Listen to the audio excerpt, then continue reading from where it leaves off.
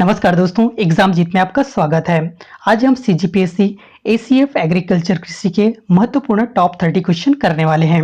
अगर आप इस चैनल पे नए हैं तो चैनल को सब्सक्राइब करिए और इस बेल आइकन पर क्लिक करिए। तो आज का क्वेश्चन स्टार्ट करते हैं। तो पहला क्वेश्चन है, आमतौर पर ऑर्गेनिक फार्मिंग में मानकों का इस्तेमाल करने के लिए तैयार किया जाता है। ऑप्शन पहला दिया है मानव निर्मित पदार्थ, ऑप्शन दूसरा दिया है कृत्रिम पदार्थ, ऑप्शन तीसरा है अनुवांशिक रूप से संशोधित पदार्थ और चौथा ऑप्शन दिया है प्राकृतिक पदार्थ। तो इनका सही आंसर हो जाएगा ऑप्शन चौथा, प्राकृतिक पदार्थ जो है ऑर्गेनिक फार्मिंग में मानकों का इस्तेमाल तैयार करने के लिए तैयार किया जाता है।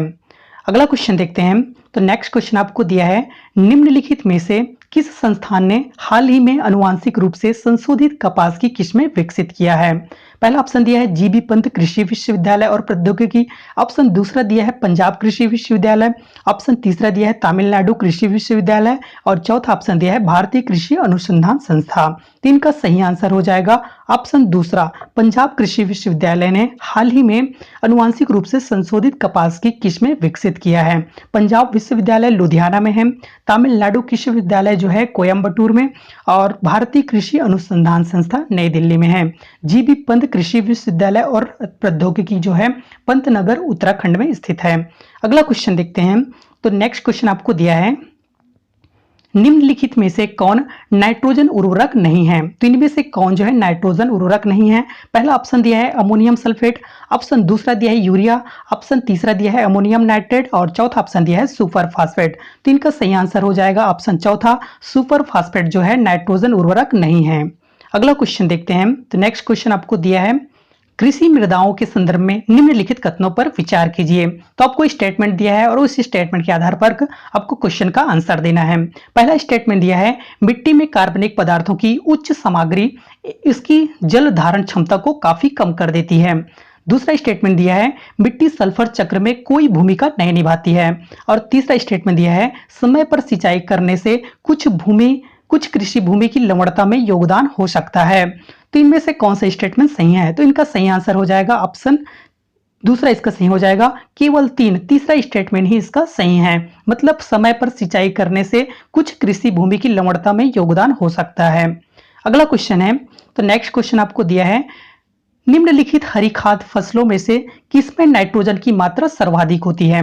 तो पहला ऑप्शन दिया है ढेमचा, ऑप्शन दूसरा दिया है सेम, ऑप्शन तीसरा है मटर और चौथा ऑप्शन दिया है ग्वार। तो इनका सही आंसर हो जाएगा ऑप्शन पहला, ढेमचा में जो है नाइट्रोजन की मात्रा सर्वाधिक होती है। ढेमचा जो है एक हरी खाद है। अगला क्वेश्चन है, दक्षिण एशियाई क्षेत्र में क्षेत्र के आधार पर खरीफ की फसलों की कटाई की जाती है। तो कौन से माह में जो है खरीफ की फसल की कटाई की जाती है। पहला ऑप्शन दिया है अप्रैल और अक्टूबर, ऑप्शन दूसरा दिया है जनवरी और अप्रैल, ऑप्शन तीसरा दिया है नवंबर और फरवरी और चौथा ऑप्शन दिया है अक्टूबर और दिसंबर। तो इनका सही आंसर हो जाएगा ऑप्शन पहला, अप्रैल और अक्टूबर माह में जो है दक्षिण एशियाई क्षेत्र में जो है खरीफ फसल की कटाई किया जाता है। अगला क्वेश्चन है। तो नेक्स्ट क्वेश्चन आपको दिया है, मांस या ऊन के लिए मवेशियों या भेड़ों को चराने की प्रथा को किस रूप में जाना जाता है। तो पहला ऑप्शन दिया है सिल्वीकल्चर, ऑप्शन दूसरा दिया है आपको पर्माकल्चर, ऑप्शन तीसरा दिया है रेचिंग और चौथा ऑप्शन दिया है प्रजनन। तो इनका सही आंसर हो जाएगा ऑप्शन तीसरा, रेचिंग के नाम से जाना जाता है। मांस या ऊन के लिए मवेशियों या भेड़ों को चराने की प्रथा को रेचिंग के नाम से जाना जाता है। अगला क्वेश्चन है। तो नेक्स्ट क्वेश्चन आपको दिया है, क्रमिक मौसमों में एक ही क्षेत्र में विभिन्न प्रकार की फसलों की श्रृंखला बढ़ाने की प्रथा को किस नाम से जाना जाता है। तो पहला ऑप्शन दिया है कवर फसल, ऑप्शन दूसरा दिया है मिश्रित फसल, तीसरा ऑप्शन दिया है फसल रोटेशन। तीन का सही आंसर हो जाएगा ऑप्शन चौथा, फसल रोटेशन के नाम से जाना जाता है। अगला क्वेश्चन देखते हैं।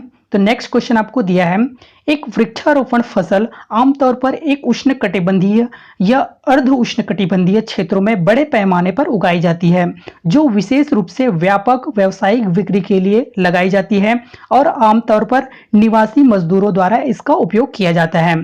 तो निम्नलिखित में से किस फसल को वृक्षारोपण फसल माना जाता है। पहला ऑप्शन दिया है अनाज और दालें, ऑप्शन दूसरा दिया है फल और सब्जियां, ऑप्शन तीसरा दिया है चावल और मक्का बाजरा, चौथा ऑप्शन दिया है चाय कॉफी नारियल और रबर। तीन का सही आंसर हो जाएगा ऑप्शन चौथा, चाय कॉफी नारियल रबर को जो है वृक्षारोपण फसल माना जाता है उष्णकटिबंधीय और अर्ध उष्णकटिबंधीय क्षेत्र में। अगला क्वेश्चन देखते हैं। तो नेक्स्ट क्वेश्चन आपको दिया है, भारत का पहला कृषि विश्वविद्यालय किस राज्य में स्थापित किया गया है। तो पहला ऑप्शन दिया है झारखंड, ऑप्शन दूसरा दिया है हरियाणा, ऑप्शन तीसरा दिया है उत्तर प्रदेश, ये उत्तर प्रदेश नहीं उत्तराखंड है, और चौथा ऑप्शन दिया है महाराष्ट्र। तो भारत का पहला कृषि विश्वविद्यालय जो है, जिसको हम गोविंद वल्लभ पंत कृषि और औद्योगिकी विश्वविद्यालय कहते हैं, जो पंतनगर विश्वविद्यालय भी कहा जाता है जिसको, और ये पंतनगर उत्तराखंड में स्थित है। तो इनका सही आंसर हो जाएगा उत्तराखंड।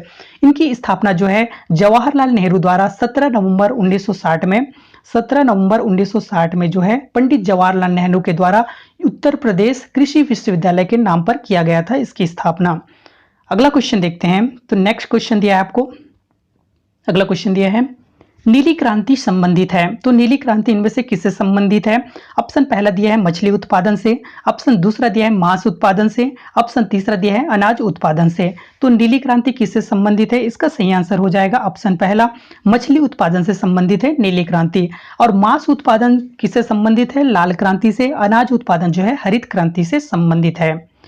अगला क्वेश्चन है, अगला क्वेश्चन आपको दिया है फसल के चक्रण में मदद करता है। तो फसल चक्रण में कौन मदद करता है? पहला ऑप्शन दिया है कीटनाशकों का कम उपयोग, ऑप्शन दूसरा दिया है उपज अधिक फसल, ऑप्शन तीसरा दिया है पौधों के उत्पादों का अधिक से अधिक चुनाव करें, और चौथा ऑप्शन दिया है परजीवी का परित्याग करें जिसमें चयनात्मक मेजबान हो।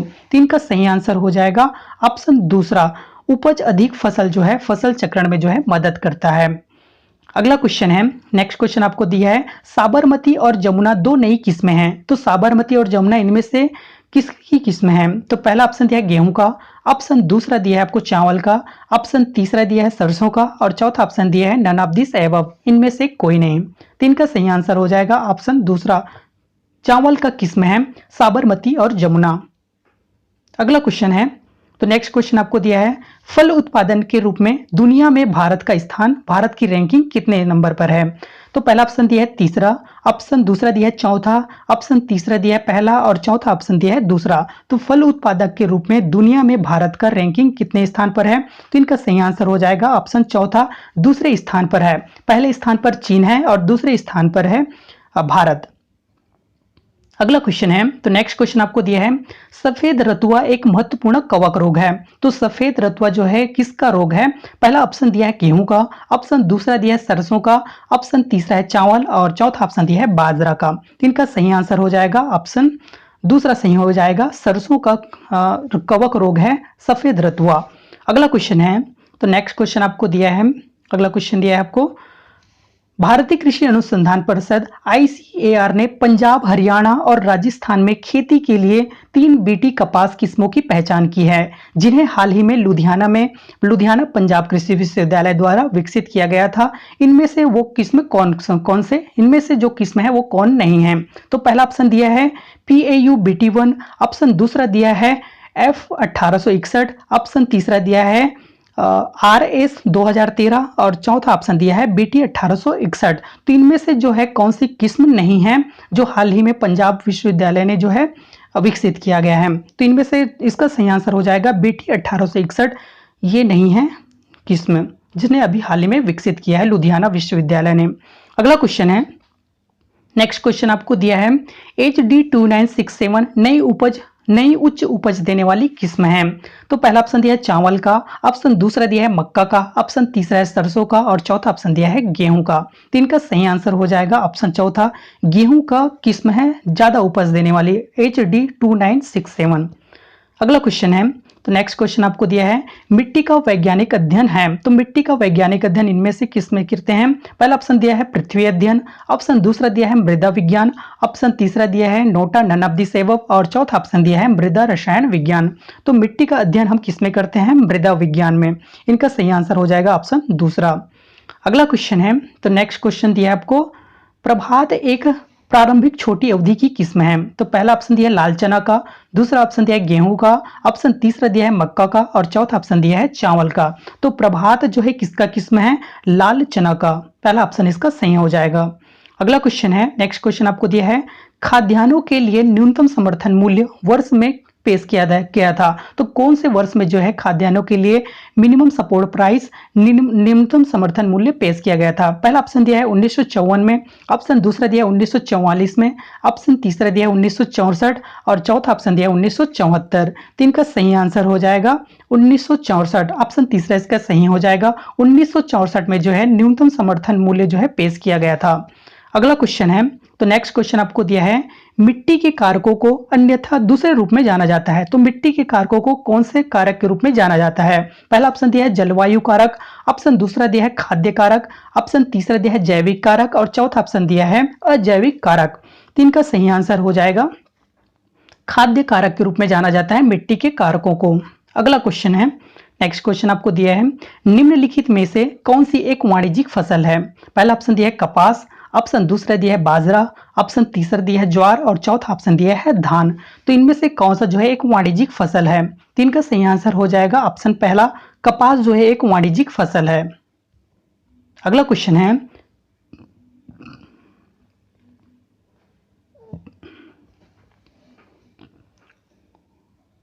अगला क्वेश्चन है, मोनोकल्चर किसकी एक विशिष्ट विशेषता है? पहला ऑप्शन दिया है शिफ्टिंग खेती की, ऑप्शन दूसरा दिया है सब्सिडी खेती की, ऑप्शन तीसरा दिया है विशिष्ट बागवानी और चौथा ऑप्शन दिया है वाणिज्यिक अनाज खेती। तो मोनोकल्चर इनमें से किसकी एक विशिष्ट विशेषता है? तो इनका सही आंसर हो जाएगा ऑप्शन चौथा, वाणिज्यिक अनाज खेती जो है मोनोकल्चर की एक विशिष्ट विशेषता है। अगला क्वेश्चन है, नेक्स्ट क्वेश्चन आपको दिया है, भारत में जैविक खेती के संदर्भ में निम्नलिखित कथनों पर विचार कीजिए। तो आपको स्टेटमेंट दिया है और इस स्टेटमेंट के आधार पर आपको क्वेश्चन सॉल्व करना है। पहला स्टेटमेंट दिया है, जैविक उत्पादन के लिए राष्ट्रीय कार्यक्रम एनपीओपी केंद्रीय ग्रामीण विकास मंत्रालय के दिशा निर्देशों और निर्देशों के तहत संचालित है। दूसरा स्टेटमेंट दिया है, कृषि और प्रसंस्कृत खाद्य उत्पाद निर्यात विकास प्राधिकरण एपीडा एनपीओपी के क्रियान्वयन के लिए सेक्रेटरीट के रूप में कार्य करता है। और तीसरा स्टेटमेंट दिया आपको, सिक्किम भारत का पहला पूरी तरह से जैविक राज्य बन गया है। तो इनका सही आंसर हो जाएगा ऑप्शन दूसरा और तीसरा स्टेटमेंट सही है। मतलब जो है कृषि और प्रसंस्कृत खाद्य उत्पाद निर्यात विकास प्राधिकरण एपीडा जो सही हो जाएगा। और तीसरा स्टेटमेंट दिया है, सिक्किम भारत का पहला पूरी तरह से जैविक राज्य बन गया है। अगर आपसे क्वेश्चन पूछा जाता है एनपीओपी का फुल फॉर्म क्या होता है, तो एनपीओपी का फुल फॉर्म होता है national programme for organic production. और दूसरा दिया है आपको एपीडा, तो एपीडा का पूरा नाम होता है agriculture and products food products export development authority. अगला क्वेश्चन देखते हैं, तो नेक्स्ट क्वेश्चन आपको दिया है, किस फसल को खेती के लिए जल जमाव की ज्यादा आवश्यकता होती है? तो पहला ऑप्शन दिया है चाय, ऑप्शन दूसरा दिया है काफी, ऑप्शन तीसरा है चावल और चौथा ऑप्शन दिया है सरसों। तो इनका सही आंसर हो जाएगा ऑप्शन तीसरा, सरसों को जो है जल जमाव की ज्यादा आवश्यकता होती है। तो आज के लिए बस इतनी। अगर आपको वीडियो अच्छा लगा हो तो वीडियो को लाइक करिए और चैनल को सब्सक्राइब करिए।